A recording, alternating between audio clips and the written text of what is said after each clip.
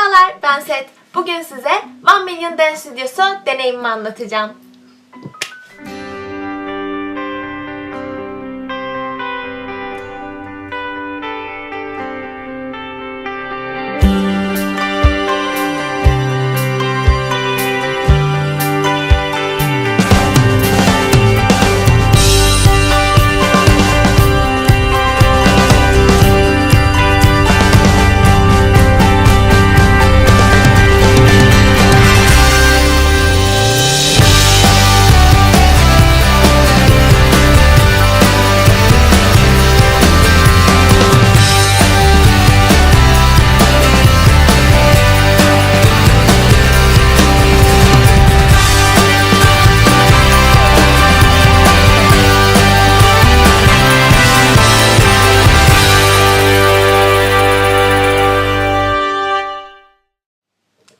Kore'de birçok dans stüdyosuna gittim fakat One Million'a gitmek gerçekten Kore'de yaptığım en iyi şeylerden biriydi. Ki One Million Dance Stüdyosuna da birden fazla kez gittim.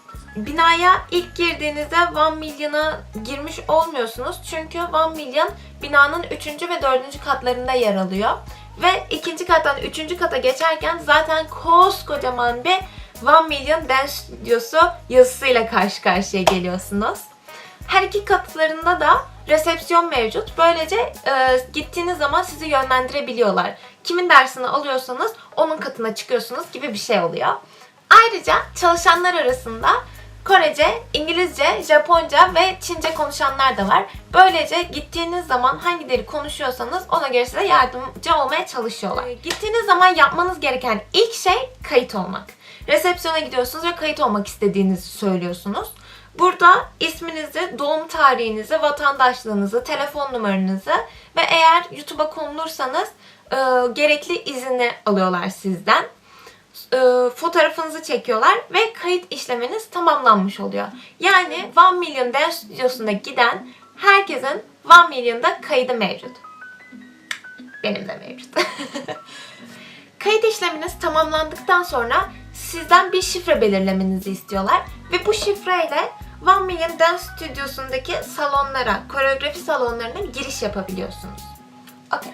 Şifrenizi belirledikten sonra hemen yanında bulunan bir bölgede sıraya giriyorsunuz.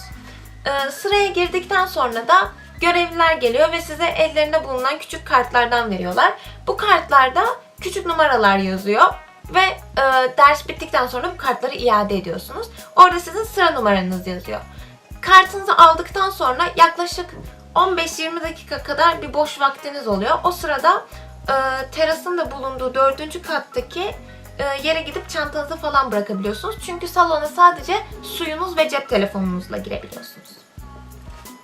Aradan sonra tekrar salona giriyorsunuz ve zaten 5 dakika sonra da, yaklaşık 5 dakika sonra da eğitmeniniz gelmiş oluyor.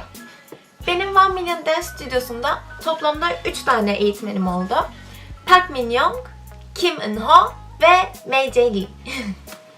May Jae Lee'ye zaten daha önceden bir hayranlığım vardı. O yüzden özellikle onun dersine girmeyi çok istemiştim.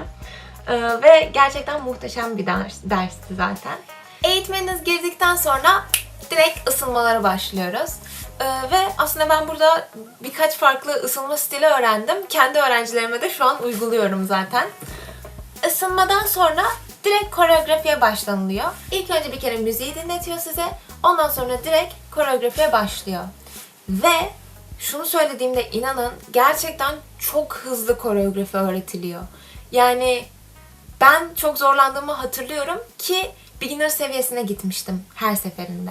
Yani Park Min Young'da da, May Jae Lee'de de, Kim Eun Ho'da da hepsinde beginner seviyesine gitmiştim ve hepsinde de çok zordu.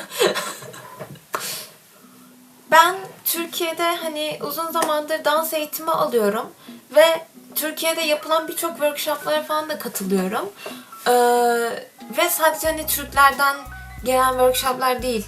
İşte Fransa'dan gelen ya da işte Rusya'dan ya da Kore'den gelen workshoplara falan da katılıyorum. Fakat Kore'de bütün dans stüdyoları için konuşayım aslında. Çok hızlı koreografi öğretiliyor. Koreografiler aslında o kadar zor değil. Fakat çok hızlı öğretildiği için ve sizin çok hızlı öğrenmeniz gerektiği için biraz zorlayıcı olabiliyor. Bayağı zorlayıcı olabiliyor. Hatta şimdi direkt Park Min Young'un dersine geçelim.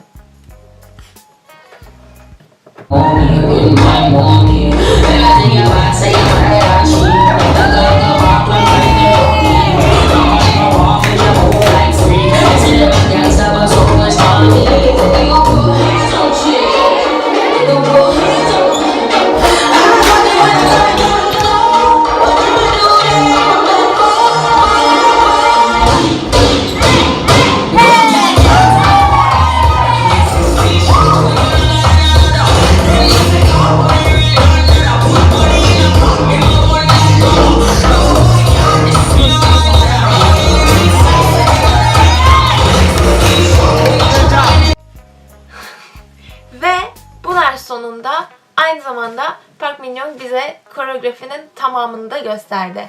Ben maalesef sadece ikinci parta dahil olabilmiştim. Ondan önceki haftada birinci partını işlemiş ve benden sonraki haftada üçüncü partını işlemiş. Şimdi hepsini görebiliriz burada.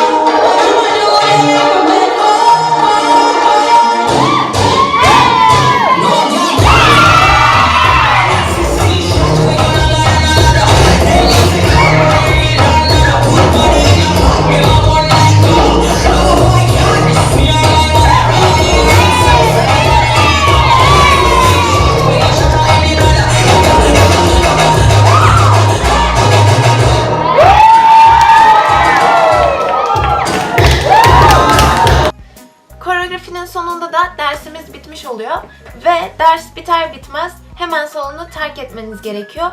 Çünkü bir sonraki ders için temizlik yapılıyor. Zaten salondan çıktıktan sonra eğitmenler sizi terasta bekliyor. İşte fotoğraf çekilebilmeniz ya da video çekilebilmeniz için. Maalesef ben sadece Park Min Young'un dersinin videosunu çekebildim ve onunla fotoğraf çekilebildim. Aynı zamanda MCL ile fotoğraf çekilebildim. Burada bir yerde herhalde bir şeyler koyarım. Maalesef MCL'nin ve Kim Eun'un derslerinin videoları bende yok. Çünkü ders bittikten sonra arkadaşlarımdan alırım diye düşündüm. Fakat onlar da aynı şekilde düşünmüşler ve ikimiz de, hatta üçümüz de video çekmemişiz. Kim Eun'la fotoğraf da çekilmedim. Çünkü sıra çok uzundu. Beklemek istemedim ve eve gittim. Evet, harika. Neyse, One Million Dance Stüdyosu hakkında anlatacaklarım bu kadardı.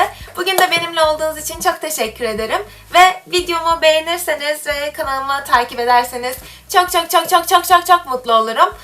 Unutmayın, limitlerinizi sadece kendiniz belirlersiniz. Bir sonraki videoda görüşmek üzere. Bye!